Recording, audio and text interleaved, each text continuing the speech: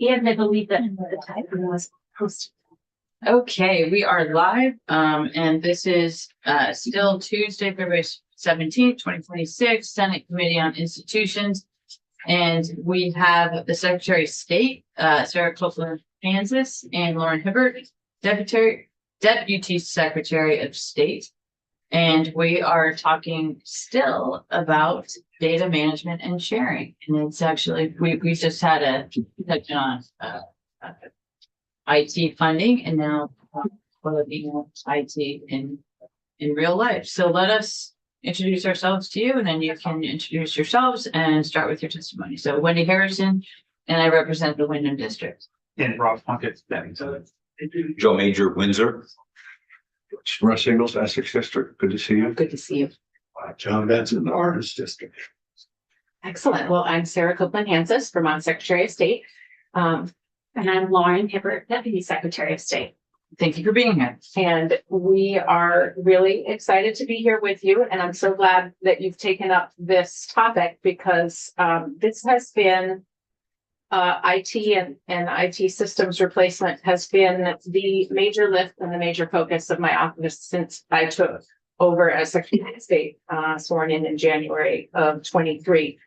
And when I came into office, I learned that we had 4 major IT systems that needed to be replaced basically immediately. And so that sent us into a bit of a scramble in terms of figuring out how we were going to, number one, go through all of the vetting and procurement process, but number 2, how are we going to pay for it? And so I'm going to come back to that concept right at the end of our presentation here so that we can talk a little bit more about our thoughts in terms of how we plan for the replacement of IT systems. So we have in the slide here on Secretary of State systems, you'll see the listing of systems across our agency. Each division has various elections, has several, but each of our divisions has an IT system. And the main focus of all of our divisions really is in transparency for the public. So obviously Visara, State Archives and Records, we are the repository that holds on to these so that you can come back and look at them in the future. With respect to OPR, we are holding on to information about people who have licenses in the state and whether they've had disciplinary action against them. For business services, the ability to look up a business that is a legitimate business that's registered with the Secretary of State is very important. And then, of course, for campaign finance and lobbying, that is really about transparency for the public. So there's a lot of through lines for our IT systems and what they are intended to do because what the statute tells us we need to do. I'll let you do that one. Yeah. As the Secretary said, you can see all of our systems here and the go live date because we did need to replace 4 major systems, and because we're gluttons for punishment, we added a 5th. And it's really necessary. So I'll just go through our systems and approximate costs for our systems and when our contracts are ending, because I think the life cycle is an important piece here in the Secretary of State IT story. So business services, this is one of our new systems. We went live in December of 2024, the middle of December, right before annual report season.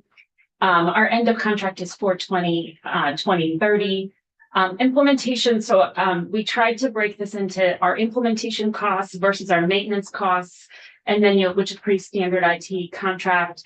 And then you'll see that we have some estimated change requests. These are things that have changed in the legislature or a policy that we're needing to do something outside of the contract to pay more. It's usually prescribed in the contract, but it's outside of what was anticipated. So we paid $3 million for our implementation of our business services. Our maintenance is $350K per year, and we have about $300K in estimated change requests that we're trying to move through. Some of those are related to data feeds, which we'll talk about later. Some of those are related to new functionality that we need. And some of that is related to legislative changes that are already in effect or that we're anticipating will become in effect. Do you mind if we ask a question as we go along? Not at all. Okay, so, I actually prefer that. okay, great. Secretary does So, too.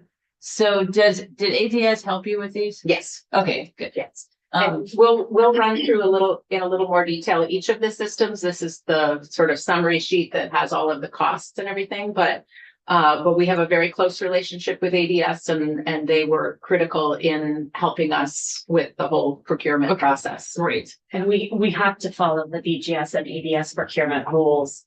And we had the ADS team embedded in the implementation of our systems that cost more than $1 million. And they're on consultation for the other ones. Yes, What would maintenance look like? Is that mainly employee benefits, pay and all that? Is that just what it costs is to maintain it? It's maintaining the system itself. So making sure that, it's connecting appropriately, for users, that it's behind the appropriate firewalls and has the proper security methods applied to it. It can be testing of the system. It could be no IT system is perfect. Anyone who tells you that an IT system is perfect is lying. And so there's always little things that change or pop up, bugs that come up. It's fixing those small things that should be working that aren't working on a particular day. It could be a wide variety of things, but that maintenance fee is not related to the benefits or pay of anyone on our staff. It's more it's like sort of like we talk a lot about IT, our IT systems are our front door, and the door to our system has to be unlocked at, certain periods of time. It has to be locked at certain periods of time. It needs routine cleaning and maintenance, just like a building would. That's what maintenance is of the system in a very sort of a crude analogy kind of way. Our system is our front door. The majority of our users use all of Secretary of State services through our IT systems. Very few people actually walk through the doors of our building. And so implementation is building the building, and maintenance is, the custodial work, the locking and securing of the doors and windows in a crude analogy. So did that answer your question? It does. Okay. Thank you. Campaign finance, we went live in January of 2025. That contract expires in December of 2029. You'll see that as we moved through the contracting process, we very intentionally did not have all of them expire on the same period. That was the situation that the secretary walked into. We wanted to eliminate that for her. Hopefully she'll be in the same position at those times, but if not her, the next Secretary of State.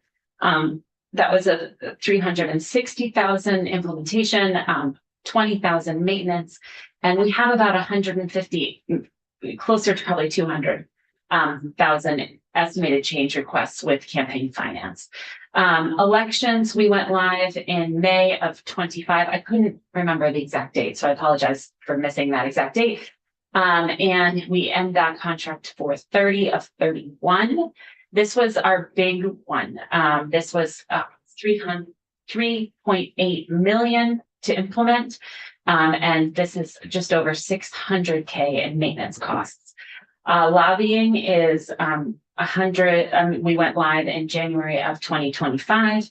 We expire in December of 29.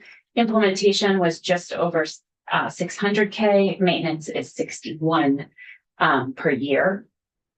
OP. yes. I'm sorry, if we can go back to elections for a Sure. second, since that was a big ticket item. Mhm. What exactly was the capital expenditure on that? Implementations? That is how much we spent, was 3.8. What was it for? Yeah, Oh, to build an entirely new system okay. from the ground up. So your voter registration system that can be accessed by our office, as well as the 247 town and city clerks around the state, the election night reporting system that allows people to follow along in real time and see as communities are entering their results. And then, for every, for every election that we have, you know, 300 something different ballot styles, ballot types based on a House Senate or versus a Senate district versus you know, a county, you know, like the county sheriff or state attorney's elections. So each of those different districts requires the tallying of different kinds of information, because in one election, Bradford might be in Orange County, but for another election, for many years, it was in Caledonia County. So it's a complicated system, the way all of the data and the actual results that are entered by the town and city clerks comes into the system, and thus the complexity. How long was the implementation? Just over 18 months. And it has close to 800 users, because it's the town clerks plus the assistants plus our staff.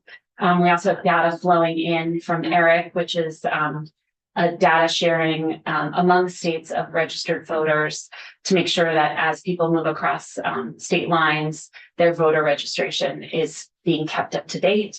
We also integrate with DMV, and we receive vital statistics from the Department of Health on deaths. So there's data coming in to the system, as well as people, many people in the system, doing a wide variety of activities. And the town clerks are using the system for all the reasons the secretary said, but also to affirm that the person should be registered in their town, to communicate with their voter. There's a lot of functionality for town clerks. This is their primary system. When it's something related to elections, they use our election management system, and that was prescribed by the federal government under the Help America Vote Act. Thank you.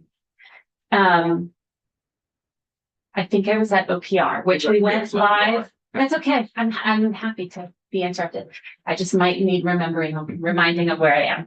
October of 2017, our contract formally expired. We've been through two different vendors. We pay Pega, which is our software company. They're sort of like Salesforce. And then we built something on top of that software. So Pega is our software company.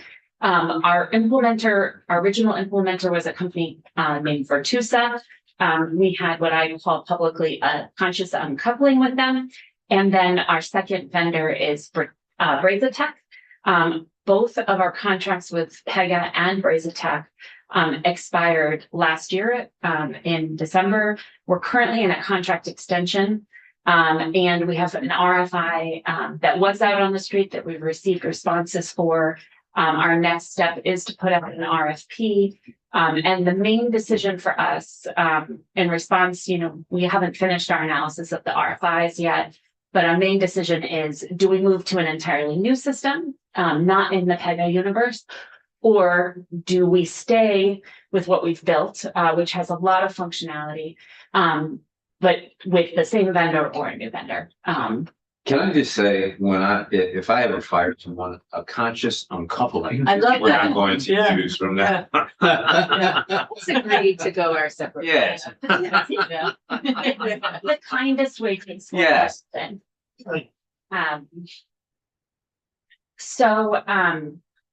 This has been a big driver of cost at OPR. You can see that the original contract was for $3 million. I was in the meeting with Virtusa when they realized that they had completely underbid. And it was complete shock, which led, you want to have true transparency on both sides before you enter into a relationship. That is probably why we ultimately had that conscious uncoupling. They really underbid for what we needed. Since we're not in this committee a lot, OPR regulates 53 professions, over 86,000 licensees. We have 157 different license types. And for each license type, there's multiple pathways in. Think apprenticeship, exam, endorsement from another state. Each pathway is for each license type. So it's a lot of complexity. We also receive complaints. We investigate those complaints. We do prosecutions.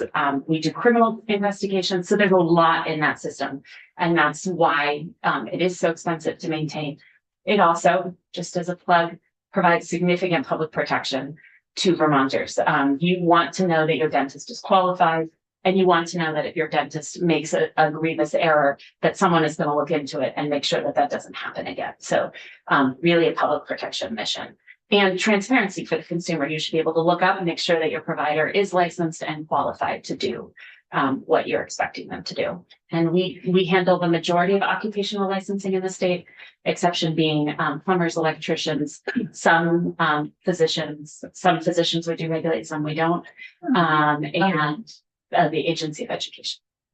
I think is it DOs that you? That's correct. Yeah. Okay. I've been working on that. All right.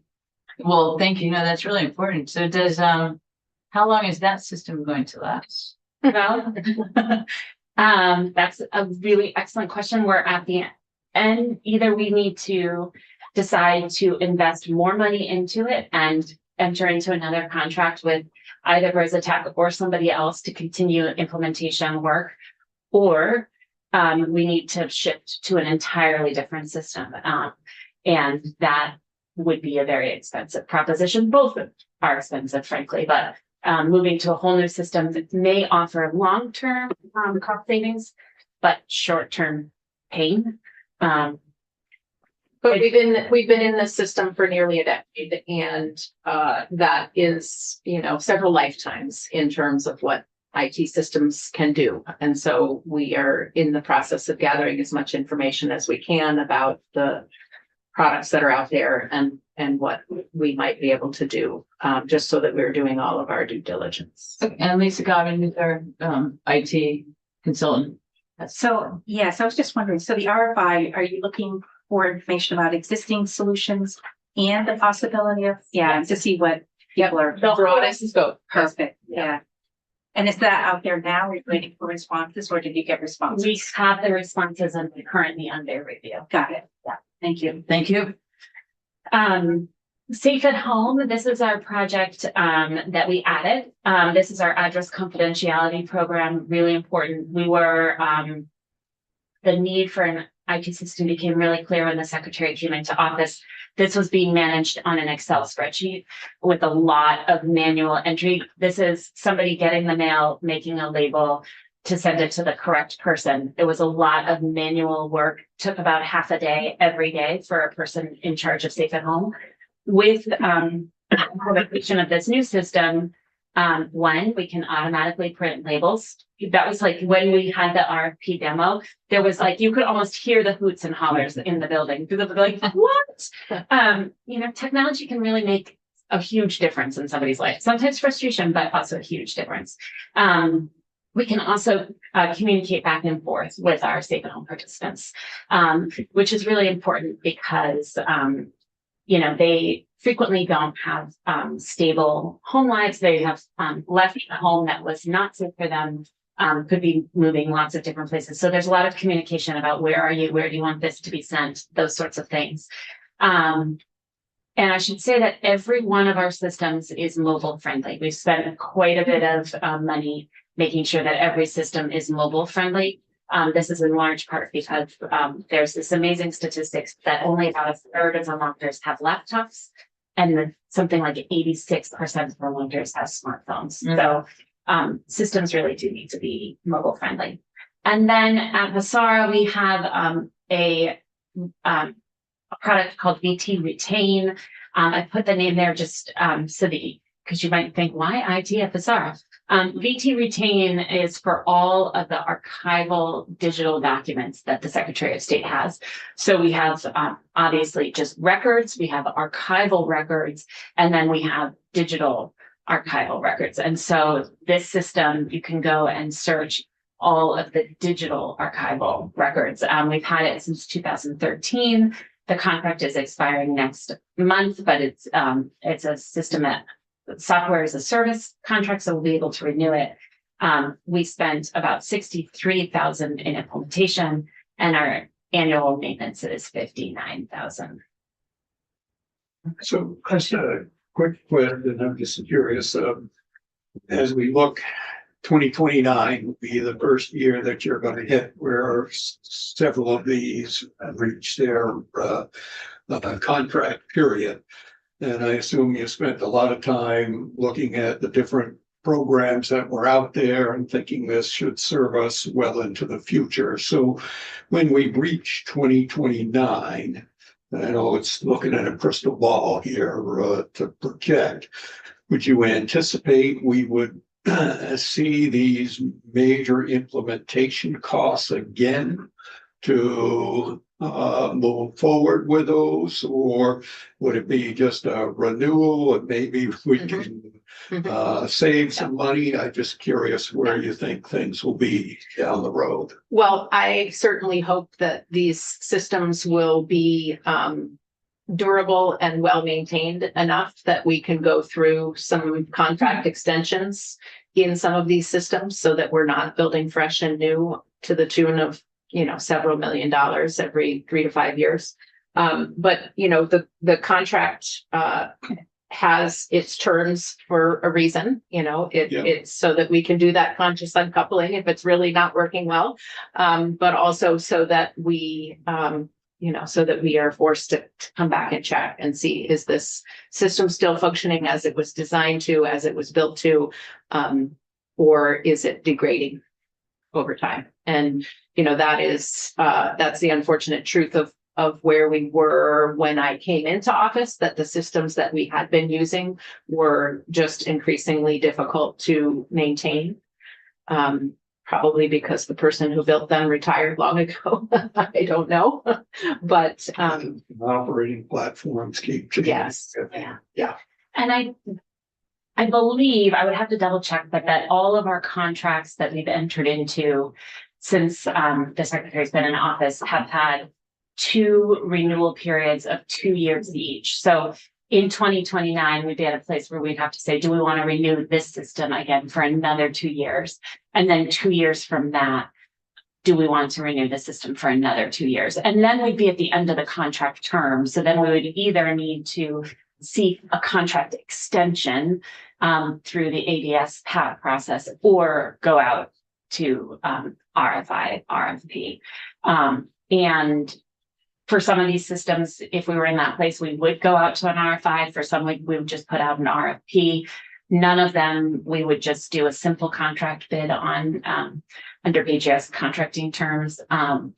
And I think we'll probably renew the majority of these contracts when they expire, assuming that the 2 of us are in our respective seats.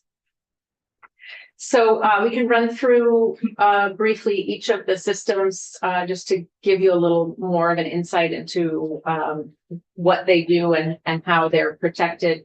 The business services system is really sort of the workhorse of the agency. This is registering, businesses and nonprofits across the state, to the tune of hundreds of thousands of transactions a year. And, this system is essentially built to be the file cabinet. People bring their business registration information to us. There's, if you've filled out every field, there isn't a hurdle that you have to cross other than that you need to give us the statutorily required information. We're not grading on any sort of a scale here. But this system does the bulk of those annual transactions that we do as an agency in order to maintain that business registration information for the public. So Reframe Solutions was the IT company. ADS was a very important partner. The security level on this system is high. So we have a firewall and geo-blocking, and I want to make sure that we all have the same understanding of what geo-blocking is, because it'll come in handy for you all when we get to the next slide.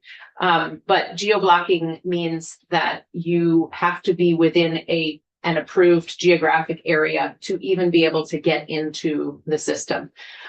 So I had a friend text me out of the blue a couple months ago and say, hey, I'm trying to renew my business. I can't figure out why it's not going through. And I said, where are you?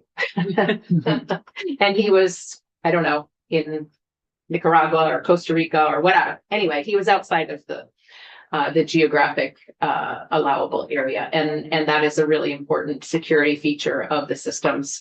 And one that you should all make note of with respect to the campaign finance system, which I'm going to let Lauren talk about next.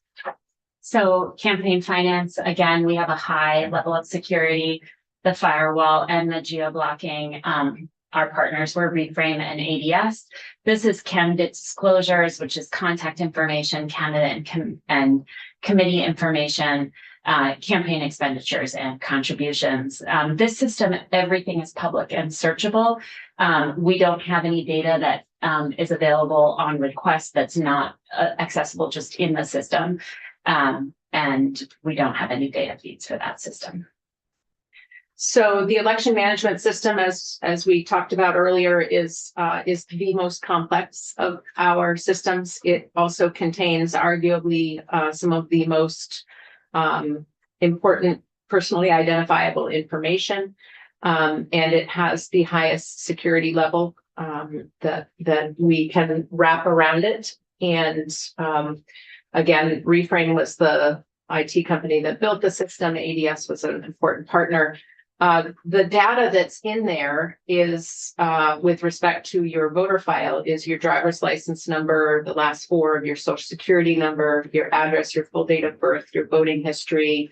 Oftentimes now we are also collecting an email address or a phone number. Those are important for clerks to be able to call you and say, hey, you forgot to sign your ballot envelope. We need you to come in and cure your ballot so that we can count it, that sort of thing.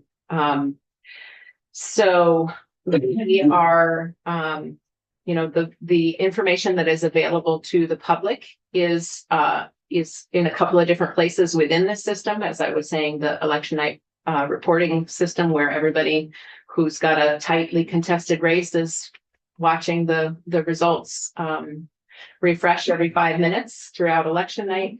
But your Vermont voter portal is an important access point for every single voter in Vermont to be able to look up their voter registration status, to change their voter registration if they move from Winooski to Waterbury, to look up the polling place, to see what the hours are, to find contact information for their town and city clerk. These are important pieces of access. And as the deputy said before, we've made sure that these are mobile friendly as well, because we recognize that people need to be able to check on those sorts of things from their mobile phone. Your Vermont voter portal also allows you to track your ballot, so you can see when it was mailed. You can see after you put it back in the mail to return it, you can see when it was received. If it was received and was defective, you can see that there. And so this is an important piece of transparency for voters who are voting either by universal vote by mail or by absentee ballot. So there is some data that's available upon request. There are some specific statutory parameters around which people can have a copy of a voter checklist. Absentee ballot data is also frequently requested, and voter participation data. And a live feed of election night results is available to make sure that everyone can follow along all the fun and excitement of election night. Yeah, I just want to, this has always been really important and critical and fundamental, and now it's really. Well, it is, and it's one that we've been giving a lot of thought to this year, as we've heard for this past year, 13 months now, as we've heard different proposals of things that this administration in DC would like to do to change our election system.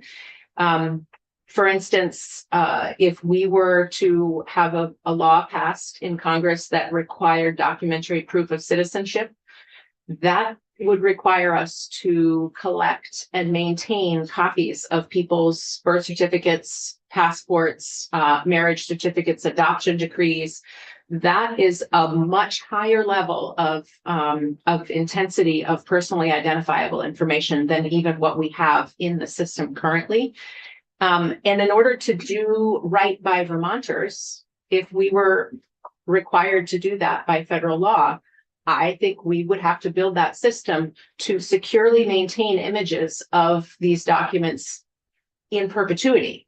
And that is because the way this law is being proposed would mean that if you moved from the town you live in now to the town next door, that clerk would then also need to require you to present your birth certificate, your marriage decree, your divorce decree, your adoption certificate, whatever. So if we don't maintain those in our system, we are essentially putting a huge barrier in front of Vermonters each time they need to change their voter registration. And so this would be a huge expense and also a concern in terms of the function and the mechanics of how we would do that. With criminal liability for the person who registers someone by accident, because like the secretary and I were born in different states, were raised within 20 miles of each other. My birth certificate looks entirely different than hers. And my birth certificate, although I was born in Topsom, Vermont, looks entirely different than my son's, who was born in Burlington. So we would have to train just on terms of expense of training people about how to recognize true documents and to make sure they were not fraudulent. Mine is typed on a typewriter, and my son's was computer generated. So it's just very different. So a lot of concern. And the other piece that you want to just note about elections and the current federal landscape, all of our systems have immense, we can see data. There's a lot of people trying to get into all of our systems. That has been true for a long time, since 2016. There are specific countries that are really targeting our systems, and there's countries that are going through friendly countries to try and get into our system. And we can talk a lot more about that, although I'm not an expert on it. But that is what is occurring. What has really changed is our federal partners. And we'll talk about that more when we get to money, but we used to have a very strong partnership with the Cyber Internet Security Administration, which is part of Homeland Security. Elections is considered critical infrastructure, currently is still classified as critical infrastructure. But this administration took that entire division down. So we used to have a team of people that we could call to say, we're seeing an increase of contact from Iran. What IPs should we block? That is gone from us on a federal landscape. We don't have that security anymore. So what we have now is a group of 50 states that try to work together and try and communicate with each other. We have ADS, which has been a really strong partnership, and we have the Vermont Information Center as part of the state police that have some security folks within them. But we used to have a really strong federal partner that would help us with high-level security questions we had, with things that, we would get alerts about, you've got to watch out for this or you've got to watch out for that. That just has disappeared. So that is concerning and has caused us to build some other scaffolding around our systems, both internally to the state and externally to the state, because our federal partner is not available. I'll run quickly through lobbying because I'm going to let Lauren do OPR, which is next, and that's for Baby, because she was the director of OPR for many years. The lobbying system essentially is built for public transparency, for lobbyists to disclose what they're spending and what they're lobbying on, and for Vermonters to be able to go in and search that database. Stonewall Solutions was the company that we contracted with. ADS was a great partner. And again, this has the same high level of security of firewall and geo-blocking. The Office of Professional Regulation, that also has the highest level, similar to elections. There's a lot of PII in this system. Our key partners, as mentioned before, are Pega, Brezatec, and ADS. This is occupational license applications and renewals. So that involves education data, social security, criminal history, date of birth, address, telephone number, all of the things that are very personally identifiable. It also has unprofessional conduct complaints, investigations, and prosecutions. I just want to note that we received medical records, quite a few medical records. video, et cetera, there in the system. Accessible to the public is a roster of regulated professions that's available for download. There is data available upon request. That's applications and renewals on request with redaction, and then any publicly filed documents related to enforcement. So if we have a specification of charges against the dentist who did an egregious thing, that would be publicly available to anyone who asked for it, but it's not in the system showable to the public just on demand. We also have limited data feeds right now. This is the space where we have data feeds in process. We are trying to move to an API. We currently have an FST. I'm getting the acronym wrong, but we have the like under the baby version of an API. And we are providing those to sister regulatory entities. So like the Association of Nursing Boards, all of our nursing data goes into their system. We receive data from them. If we discipline a nurse, they're automatically told that we've disciplined the nurse so that then they can notify other states that have also licensed nurses so that they know, that we have somebody in Vermont who is struggling with drug addiction. We discipline them, the likelihood that they're going to go move to another state is very high. We also, all of our data goes into the UVM Health Network. They do a draw every morning to double check who's on their floor to make sure that everyone who they have on the floor is licensed. And this is really important to them so that they can draw down Medicaid, Medicare funds. If somebody falls out of compliance, like I'm a PT and I forget to renew my license, that has a huge financial impact on our hospital system because they can't get reimbursed for any hours that I work while my license is expired. So are you subject to HIPAA? Well, we are not a covered entity. Got it. So you do have health records, but We're not a covered entity under the way that law is. But do we take responsibility for the fact that we have health records? Yes, 100%. It's the same with FERPA. We're not, we are not required to comply with FERPA, but we do have everybody's educational data. So we take that responsibility really, really seriously, but we're not covered entity and we're not covered. thank you. Yeah, thank you. Okay, other questions about OPR? All right, well, Safe at Home, we've talked a little bit about. I think the other thing that I'll add to what the deputy said before is that when I came into office to become a participant in the Safe at Home program, you had to either go through a domestic violence agency and have an application assistant help you get into the program, or you had to go to our website, download a PDF, print it, fill it out, and send it back.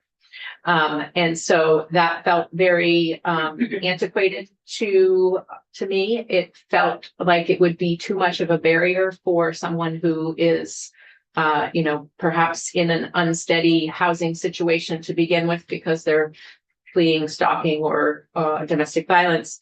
And then the legislature expanded eligibility for the Safe at Home program for healthcare providers and recipients of certain kinds of protected healthcare. And then it became very clear that the only portal going through a domestic violence agency doesn't make sense if you are just a patient of protected healthcare and you need to know how to get into the systems. This investment that we made in the Safe at Home program has been to the benefit not only of our staff time in terms of being able to manage the program, but just vastly improves the accessibility of the program to Vermonters who may need it. Great. And that's free. The Vermont State Records and Archives Administration. This is Preservica and ADS. This is again permanent archival state government records in digital format that are in Versara's custody. State agencies may also have this type of data, but it's until they transfer it into the archives, they maintain it in their own way. This is a public portal, very searchable of all documents that are not subject to public records exemptions. And then if there's a search that someone has, you do it within the portal. And if it's not in the portal, then it's a similar process for any other type of records request that is done through the SARA, which happens every day, all day. But this is a way for people to see the digital records quickly and easily, and it's quite fun to look at. All right, so we've talked a little bit about what our systems are, when they came online, and what they cost to build. I think a little overview of the Secretary of State's office would be helpful. We are internally funded through two special funds. One is solely contained within the Office of Professional Regulation. That's made up of the licensing fees, and it is intended to cover the cost of operating the public protection mission of OPR. The Secretary of State Fund, which funds all of the rest of the divisions of the Secretary of State's office, is funded mainly through business registration fees. And so that is supporting Visara, that is supporting the admin and executive teams, that is supporting our municipal services team, who provides support to each of our towns and cities and to average Vermonters who have questions about municipal government. It is supporting our business services team, obviously, and it is supporting in large part the elections division as well. The elections division has previously been able to count on about 60% of our funding coming from federal grants. The certainty of those monies going forward is been thrown into question with this current Congress and this current administration. So we don't know that we will be able to count on consistent federal funding going forward. So we do have a request into the General Assembly this year, and we certainly hope that that Congress will do its part. And states operate state elections, and we operate federal elections. And each time Congress has made laws pertaining to elections, they have appropriated money to help support the implementation of those things. Each of those laws has been for the purpose of expanding the franchise, making sure that people who have been disadvantaged are able to vote. So think about accessible voting for people with disabilities. Think about voting for our military service members who are overseas. All of these systems that we have in place now to ensure that people can exercise their right to vote have come about because there was a federal law requiring it, and the federal government has helped to pay for it. That is unclear going forward.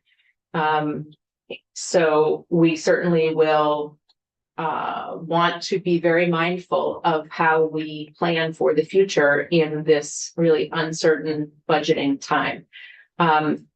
The business services build was possible because we kept the excess revenues that otherwise would have been swept into the general fund.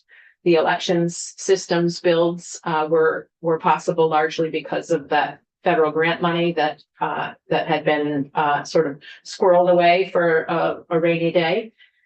And OPR fund is currently running at a deficit, and there's way more that we could talk about with respect to why that is and how that is. And I'm happy to get into that if you'd like to. But what I was really hoping we could talk for the last few minutes about is IT capital fund.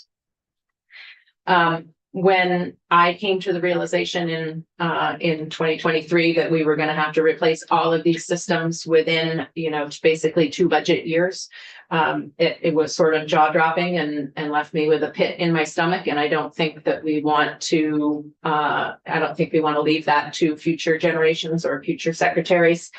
And so as the deputy talked about, we are intentionally staggering the expiration dates of these systems so that they're not all going by the wayside at the same time. But but over and above that, I think what we need to start doing is thinking about planning for IT across its lifespan. You know, we know that people access government services from the Secretary of State mainly through our websites. We know that those are going to have to be replaced every 5 to 10 years.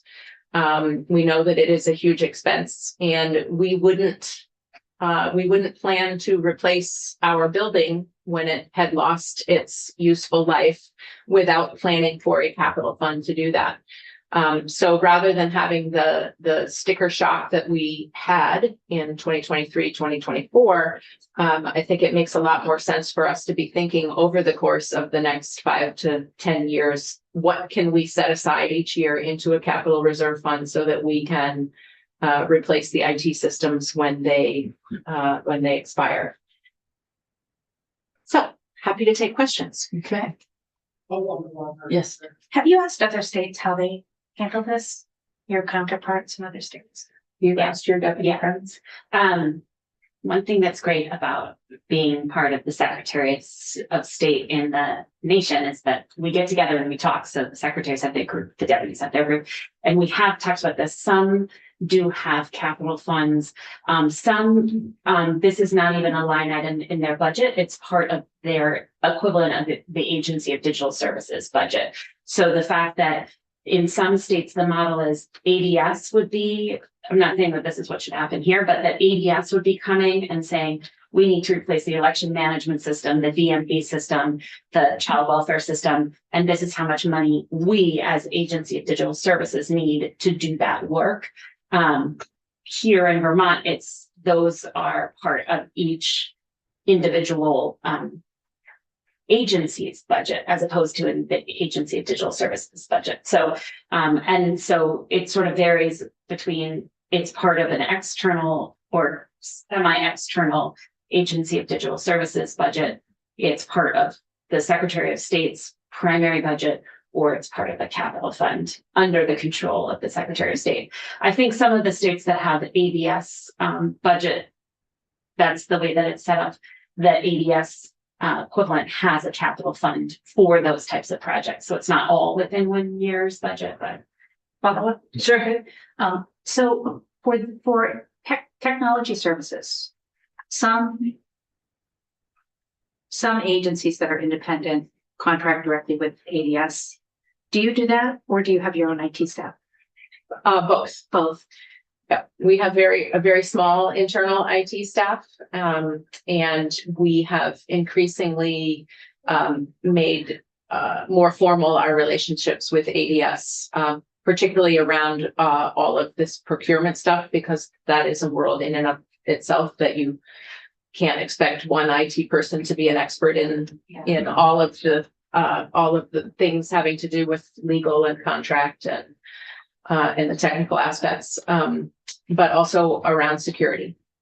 Because we have lost CISA support, we think it's really important for us to not only have our own internal security eyes, but to increasingly have all of ADS eyes also keeping an eye on our system. So that makes me think of core services. If they're Yes. covered under core services, or because they're external, that would be somebody else. Right. So just raising that. we are covered by core services and we have SLA agreements with ADS. Okay. Oh, so your capital programs are Yes, in core services?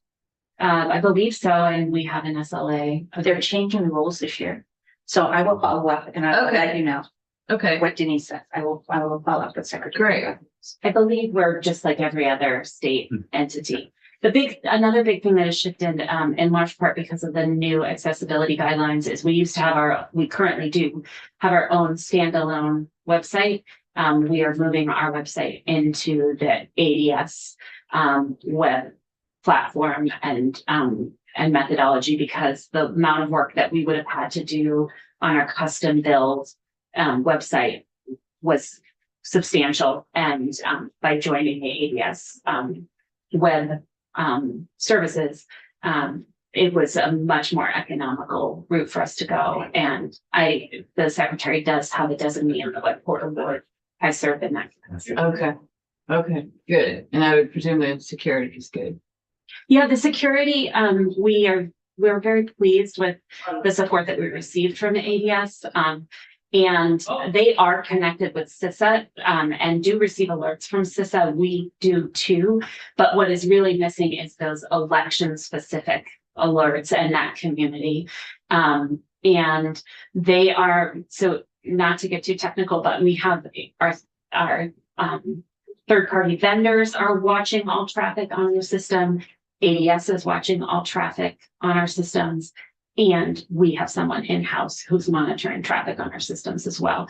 So, and there's a lot of varying degrees of alerts depending on, if we're getting a DNS attack, we're notified that we're getting a DNS attack from Iran. And we work with ADS, our vendor, and ourselves to figure out how we're going to respond to this. And the big thing is with the federal money is that we used to benefit from the small state minimum. So we used to receive $1 million every year. That was cut to $275,000 this year. So we lost 2/3 of our budget. It costs Vermont about the same to secure from a security parameters our election management system as it does for California. But California has a ton more people, taxpayers, and resources. So we really struggle with the fact across all of our systems. This is true with OPR as well. We have to have the same functionality as a huge state with 1 million nurses in it. We have 26,000. So our revenue is really constrained to that 26,000 licensing fees, but we have to do all the same things that California has to do with their nurses. And at a certain point with IT, the efficiency is so awesome because you don't need as many people to process the applications, but the same functionality has to be in your IT system, regardless of whether you have 26,000 nurses, or I think the last time I checked, California was somewhere between 8 to 10 million nurses. And so they receive 8 to 10 million licensing fees, but the functionality that we have to build in our systems is the same. Right. And so There's that threshold.